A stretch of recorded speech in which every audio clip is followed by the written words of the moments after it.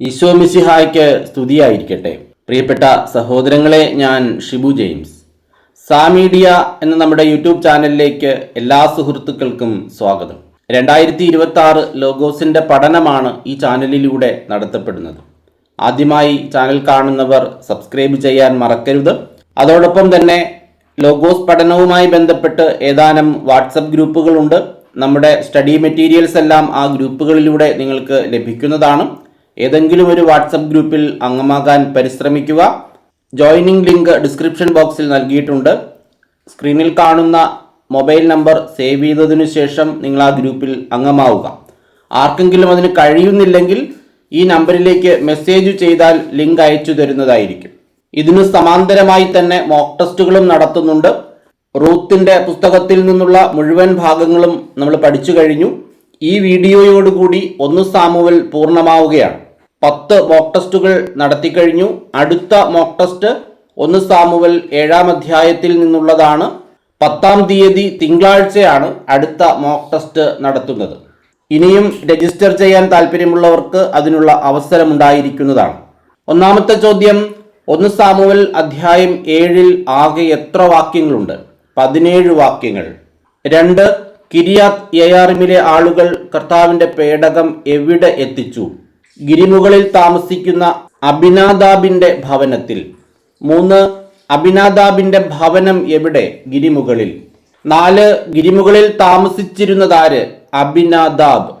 5, എന്താണ് ഗിരിമുകളിൽ താമസിച്ചിരുന്ന അബിനാദാബിൻ്റെ ഭവനത്തിലെത്തിച്ചത്? കർത്താവിൻ്റെ പേടകം. 6, കർത്താവിൻ്റെ പേടകം സൂക്ഷിക്കുന്നതിന് ആരെയാണ് അഭിഷേകം ചെയ്തത്? എലയാസറിനെ. 7, എലയാസറിൻ്റെ പിതാവ് അബിനാദാബ്. 8, അബിനാദാബിൻ്റെ പുത്രൻ എലയാസർ. 9, എലയാസറിനെ അഭിഷേകം ചെയ്തത് എന്തിന്? കർത്താവിൻ്റെ പേടകം സൂക്ഷിക്കുന്നതിന്. 10, 1 സാമുവൽ അധ്യായം 7-ലെ ഏക തലക്കെട്ട് സാമുവൽ ന്യായാധിപൻ. 1-ാം വാക്യം തൊട്ട് മുൻപത്തെ അധ്യായത്തിലെ തലക്കെട്ടിനു കീഴിലാണ് വരുന്നത്. 11, കർത്താവിൻ്റെ പേടകം അബിനാദാബിൻ്റെ ഭവനത്തിൽ എത്ര കാലം ഇരുന്നു? ഏറെക്കാലം, 20 വർഷത്തോളം. 12, കർത്താവിൻ്റെ പേടകം 20 വർഷത്തോളം ഇരുന്നത് എവിടെ? അബിനാദാബിൻ്റെ ഭവനത്തിൽ. 13, കർത്താവിൻ്റെ പേടകം അബിനാദാബിൻ്റെ ഭവനത്തിലിരിക്കുമ്പോൾ ഇസ്രായേൽ ജനം എന്തു ചെയ്തുകൊണ്ടിരുന്നു? കർത്താവിങ്കലേക്കു തിരിഞ്ഞ് വിലപിച്ചുകൊണ്ടിരുന്നു. 14, കർത്താവിങ്കലേക്ക് തിരിഞ്ഞ് വിലപിച്ചുകൊണ്ടിരുന്നത് ആര്? ഇസ്രായേൽ ജനം.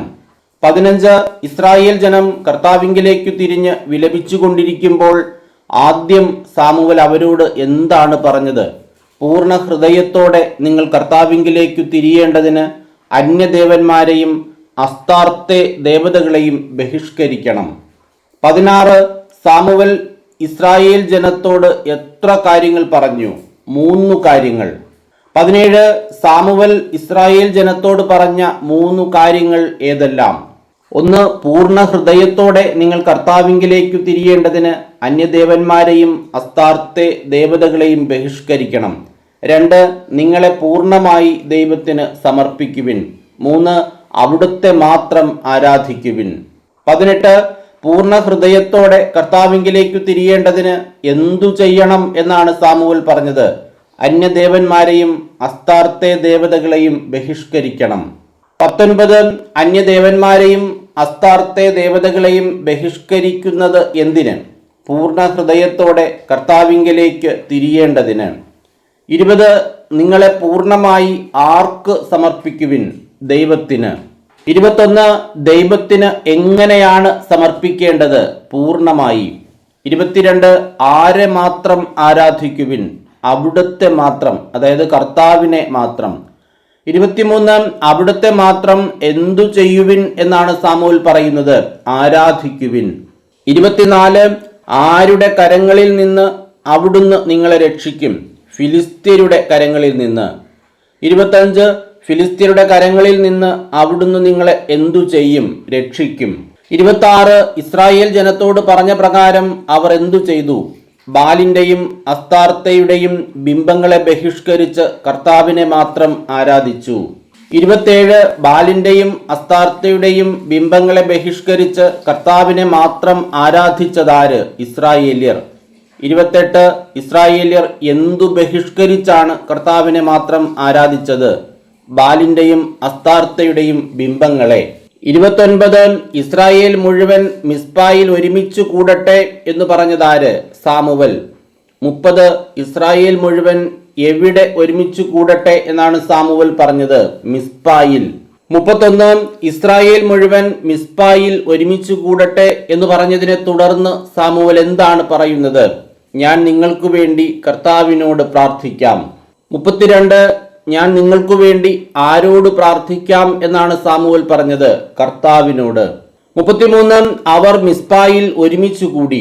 ആര്? ഇസ്രായേൽ മുഴുവൻ. 34 ആരുടെ നിർദ്ദേശപ്രകാരമാണ് ഇസ്രായേൽ മുഴുവൻ മിസ്പായിൽ ഒരുമിച്ചു കൂടിയത്? സാമുവലിന്റെ. 35 ഇസ്രായേൽ മുഴുവൻ എവിടെയാണ് ഒരുമിച്ചു കൂടിയത്? മിസ്പായിൽ. 36 മിസ്പായിൽ ഒരുമിച്ചു കൂടിയ ഇസ്രായേൽ മുഴുവൻ എന്തു ചെയ്തു? വെള്ളം കോരി കർത്താവിന്റെ സന്നിധിയിൽ പകർന്നു. 37 മിസ്പായിൽ ഒരുമിച്ചു കൂടിയ ഇസ്രായേൽ ആ ദിവസം മുഴുവൻ എന്തു ചെയ്തു? ഉപവസിച്ചു. 38 മിസ്പായിൽ ഒരുമിച്ചു കൂടിയ ഇസ്രായേൽ മുഴുവൻ എന്താണ് ഏറ്റുപറഞ്ഞത്? ഞങ്ങൾ കർത്താവിനെതിരായി പാപം ചെയ്തു പോയി എന്ന്. 39 ഞങ്ങൾ കർത്താവിനെതിരായി പാപം ചെയ്തു പോയി എന്ന് ഏറ്റുപറഞ്ഞതാര്? മിസ്പായിൽ ഒരുമിച്ചു കൂടിയ ഇസ്രായേൽ മുഴുവൻ. 40 സാമുവൽ ഇസ്രായേൽ ജനത്തെ ന്യായപാലനം ചെയ്യാൻ തുടങ്ങിയത് എവിടെ വച്ച്? മിസ്പായിൽ വച്ച്. 41 മിസ്പായിൽ വച്ച് ഇസ്രായേൽ ജനത്തെ ന്യായപാലനം ചെയ്യാൻ തുടങ്ങിയതാര്? സാമുവൽ. 42 ഇസ്രായേൽക്കാർ മിസ്പായിൽ ഒരുമിച്ചു കൂടിയിട്ടുണ്ടെന്ന് കേട്ടതാര്? ഫിലിസ്ത്യ പ്രഭുക്കന്മാർ. 43 ഫിലിസ്ത്യ പ്രഭുക്കന്മാർ എന്താണ് കേട്ടത്? ഇസ്രായേൽക്കാർ മിസ്പായിൽ ഒരുമിച്ചു കൂടിയിട്ടുണ്ടെന്ന്. 44 ഇസ്രായേൽക്കാർ മിസ്പായിൽ ഒരുമിച്ചു കൂടിയിട്ടുണ്ടെന്ന് കേട്ട ഫിലിസ്ത്യ പ്രഭുക്കന്മാർ എന്തു ചെയ്തു? ഇസ്രായേല്യരെ ആക്രമിക്കാൻ പുറപ്പെട്ടു. 45 ഇസ്രായേല്യരെ ആക്രമിക്കാൻ പുറപ്പെട്ടതാര്? ഫിലിസ്ത്യ പ്രഭുക്കന്മാർ. 46 ആരാണ് ഭയചകിതരായത്? ഇസ്രായേൽക്കാർ. 47 ഭയചകിതരായ ഇസ്രായേൽക്കാർ എന്തു ചെയ്തു? ഫിലിസ്ത്യരിൽ നിന്ന് തങ്ങളെ രക്ഷിക്കുന്നതിന് ദൈവമായ കർത്താവിനോട് നിരന്തരം പ്രാർത്ഥിക്കണമേ എന്ന് സാമുവലിനോട് അപേക്ഷിച്ചു. 48 ഫിലിസ്ത്യരിൽ നിന്ന് തങ്ങളെ രക്ഷിക്കുന്നതിന് ദൈവമായ കർത്താവിനോട് നിരന്തരം പ്രാർത്ഥിക്കണമേ എന്ന് സാമുവലിനോട് അപേക്ഷിച്ചതാര്? ഇസ്രായേൽക്കാർ. 49 ആരിൽ നിന്ന് തങ്ങളെ രക്ഷിക്കുന്നതിന് ദൈവമായ കർത്താവിനോട് നിരന്തരം പ്രാർത്ഥിക്കണമേ എന്നാണ് ഇസ്രായേൽക്കാർ സാമുവലിനോട് അപേക്ഷിച്ചത്? ഫിലിസ്ത്യരിൽ നിന്ന്. 50 ഫിലിസ്ത്യരിൽ നിന്ന് തങ്ങളെ രക്ഷിക്കുന്നതിന് ആരോട് നിരന്തരം പ്രാർത്ഥിക്കണമേ എന്നാണ് ഇസ്രായേൽക്കാർ സാമുവലിനോട് അപേക്ഷിച്ചത്? ദൈവമായ കർത്താവിനോട്. 51 സാമുവൽ എന്തിനെയാണ് സമ്പൂർണ്ണ ദഹനബലിയായി കർത്താവിന് അർപ്പിച്ചത്? മുലകുടി മാറാത്ത ഒരാട്ടിൻകുട്ടിയെ. 52 മുലകുടി മാറാത്ത ഒരാട്ടിൻകുട്ടിയെ സാമുവൽ എന്തു ചെയ്തു? സമ്പൂർണ്ണ ദഹനബലിയായി കർത്താവിന് അർപ്പിച്ചു. 53 അവൻ ഇസ്രായേലിനു വേണ്ടി കർത്താവിനോട് പ്രാർത്ഥിച്ചു. ആര്? സാമുവൽ. 54 ആരാണ് ഇസ്രായേലിനു വേണ്ടി കർത്താവിനോട് പ്രാർത്ഥിച്ചത്? സാമുവൽ. 55 കർത്താവ് ആരുടെ പ്രാർത്ഥനയാണ് ശ്രവിച്ചത്? സാമുവലിന്റെ. 56 സാമുവലിന്റെ പ്രാർത്ഥന ശ്രവിച്ചതാര്? കർത്താവ്. 57 സാമുവൽ ദഹനബലി അർപ്പിച്ചുകൊണ്ടിരിക്കവേ ആരാണ് ഇസ്രായേലിനെ ആക്രമിക്കാൻ അടുത്തുകൊണ്ടിരുന്നത്? ഫിലിസ്ത്യർ. 58 സാമുവൽ ദഹനബലി അർപ്പിച്ചുകൊണ്ടിരിക്കവേ ഫിലിസ്ത്യർ എന്തു ചെയ്തു? ഇസ്രായേലിനെ ആക്രമിക്കാൻ അടുത്തുകൊണ്ടിരുന്നു. 59 ഫിലിസ്ത്യർ ഇസ്രായേലിനെ ആക്രമിക്കാൻ അടുത്തുകൊണ്ടിരുന്നത് എപ്പോൾ? സാമുവൽ ദഹനബലി അർപ്പിച്ചുകൊണ്ടിരിക്കവേ. 60 എങ്ങനെയാണ് കർത്താവ് ഫിലിസ്ത്യരെ സംഭ്രാന്തരാക്കിയത്? ഭയങ്കരമായ ഒരിടിനാദം മുഴക്കി. 61 കർത്താവ് ഭയങ്കരമായ ഒരിടിനാദം മുഴക്കി എന്തു ചെയ്തു? ഫിലിസ്ത്യരെ സംഭ്രാന്തരാക്കി. 62 ഭയങ്കരമായ ഒരിടിനാദം മുഴക്കി കർത്താവ് ഫിലിസ്ത്യരെ സംഭ്രാന്തരാക്കിയപ്പോൾ അവർ എന്തു ചെയ്തു? പലായനം ചെയ്തു. 63 1 സാമുവൽ 7:10 പ്രകാരം ആരാണ് പലായനം ചെയ്തത്? ഫിലിസ്ത്യർ. 64 പലായനം ചെയ്ത ഫിലിസ്ത്യരെ ഇസ്രായേലിയർ എവിടെ നിന്ന് എവിടെ വരെ പിന്തുടർന്നു? മിസ്പായിൽ നിന്ന് ബത്തുകാർ വരെ.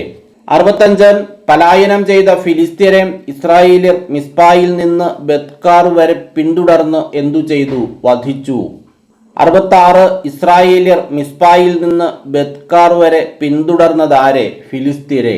67 സാമുവൽ എവിടെയാണ് ഒരു കല്ല് സ്ഥാപിച്ചത്? മിസ്പായ്ക്കും ജഷാനയ്ക്കും മധ്യേ. 68 സാമുവൽ മിസ്പായ്ക്കും ജഷാനയ്ക്കും മധ്യേ എന്താണ് സ്ഥാപിച്ചത്? ഒരു കല്ല്. 69 കല്ലു സ്ഥാപിച്ച സ്ഥലത്തിന് സാമുവൽ എന്തു പേരിട്ടു? എബിനേസർ. 70 എന്തു പറഞ്ഞുകൊണ്ടാണ് ആ സ്ഥലത്തിന് എബിനേസർ എന്ന് പേരിട്ടത്? ഇതുവരെ കർത്താവ് നമ്മെ സഹായിച്ചു എന്ന് പറഞ്ഞ്. 71 ഇതുവരെ കർത്താവ് നമ്മെ സഹായിച്ചു എന്ന് പറഞ്ഞ് ആ സ്ഥലത്തിന് എന്തു പേരിട്ടു? എബിനേസർ.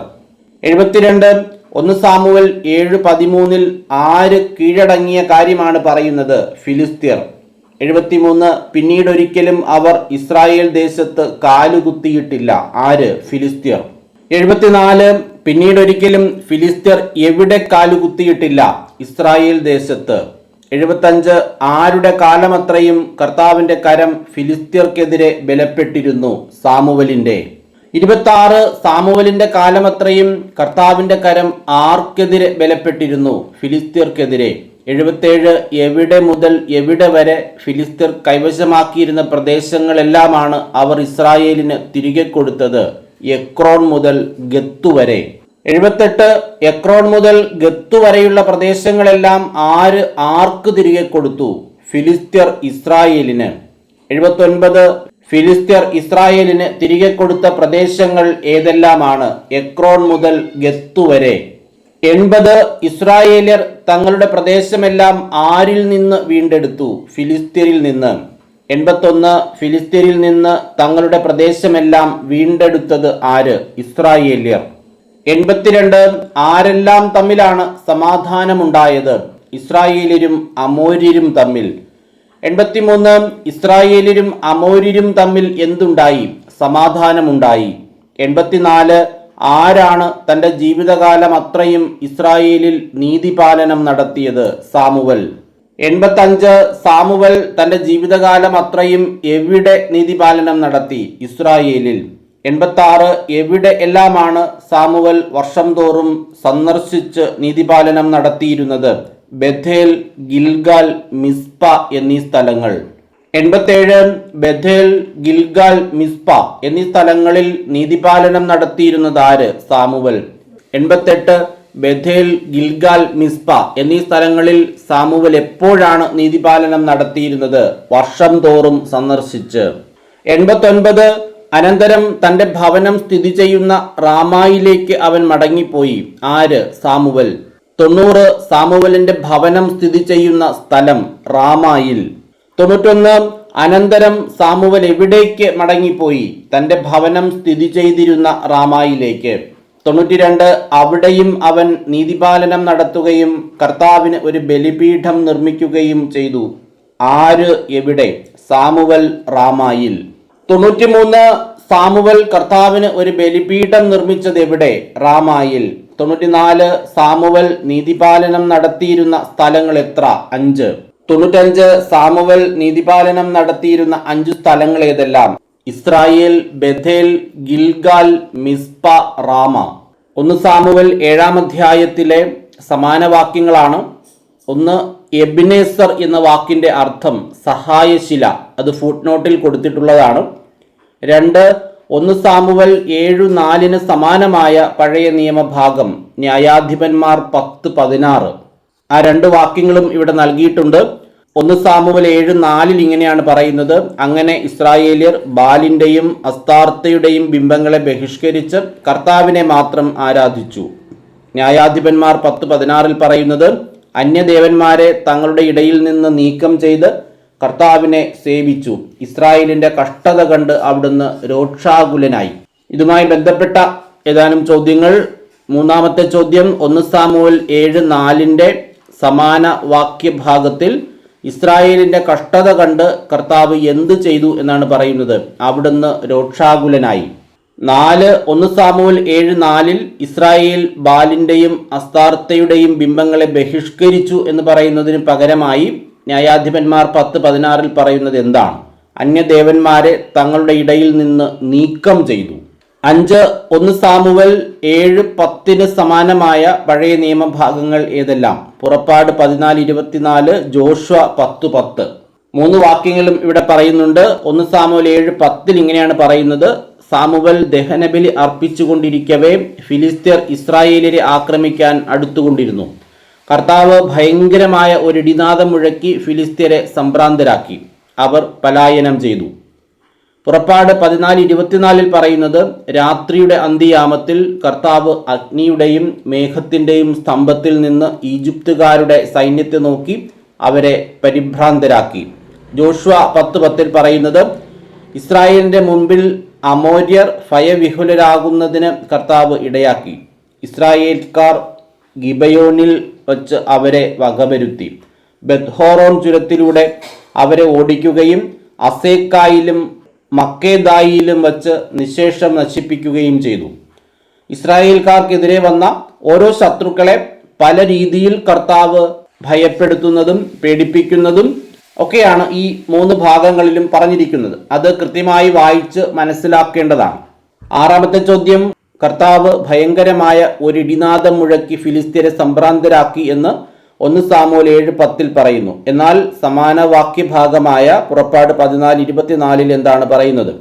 കർത്താവ് അഗ്നിയുടെയും മേഘത്തിൻ്റെയും സ്തംഭത്തിൽ നിന്ന് ഈജിപ്തുകാരുടെ സൈന്യത്തെ നോക്കി അവരെ പരിഭ്രാന്തരാക്കി. ഇങ്ങനെ 95 ചോദ്യങ്ങൾ പ്രധാന ഭാഗത്തു നിന്നും 6 സമാന വാക്യങ്ങളുമാണ് 1 സാമുവൽ 7-ാം അധ്യായത്തിൽ തയ്യാറാക്കിയിട്ടുള്ളത്. നാളെ മുതൽ സഭാപ്രസംഗക പുസ്തകത്തിൽ നിന്നുള്ള ചോദ്യോത്തരങ്ങളുടെ വീഡിയോ തയ്യാറാക്കുകയാണ്. ഇനിയും മോക്ക് ടെസ്റ്റിൽ പങ്കെടുക്കുന്നതിന് രജിസ്റ്റർ ചെയ്യാനുള്ള അവസരമുണ്ട്. നമ്മുടെ പഠനസഹായി പുസ്തകം അതിൻ്റെ അവസാനത്തെ പണികളിലാണ്. ഡിസംബർ ആദ്യ ആഴ്ചയിൽ തന്നെ നിങ്ങൾക്ക് പുസ്തകം ലഭ്യമാക്കാൻ കഴിയും. കുറേയധികം ആളുകൾ പൈസ അടച്ച് ഇതിനുള്ളിൽ തന്നെ ബുക്ക് ചെയ്തിട്ടുണ്ട്. 250 രൂപയാണ് നമ്മുടെ പുസ്തകത്തിൻ്റെ വില.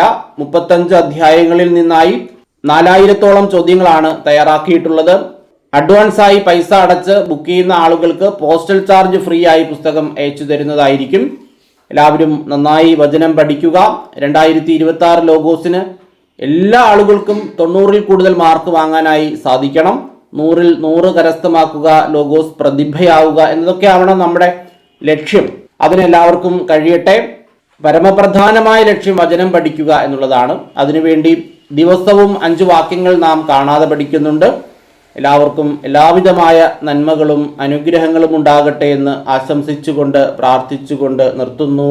നന്ദി.